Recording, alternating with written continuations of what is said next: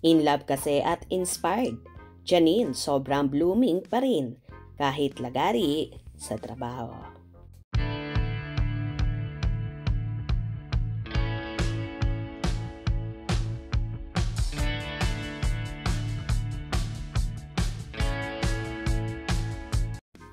Tila walang kapaguran at feeling fresh na fresh pa rin ang kapamilya actress TV host na si Janine Gutierrez. Nagbahagi kasi ang dalaga ng ilang larawan at video kung saan may caption na Sunday to Sunday.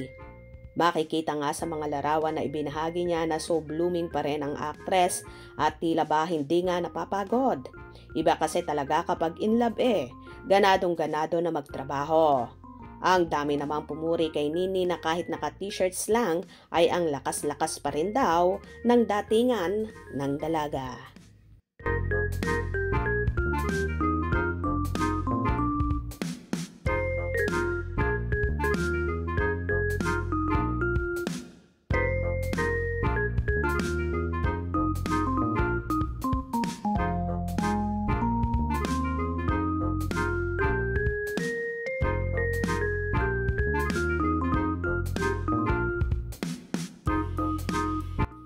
Ganda, Miss Beautiful, Janine Gutierrez, I love you. Ganda so much, Ate Nini. Apakaganda sa white t-shirts lang. The ultimate, Lolo's girl. Beautiful Janine and very nice posting. Cute, wild robot, the best. Last photo. Sobrang ganda mo. I love you. The Slayer with sweet eyes. Ito na talaga ang the best. Ate, at Janine Gutierrez na nakita ko sa buhay ko. Pinapasaya mo araw ko, ate. Lalo na kay Punchy Bear at sa mga sweet family mo po. God bless. I love you.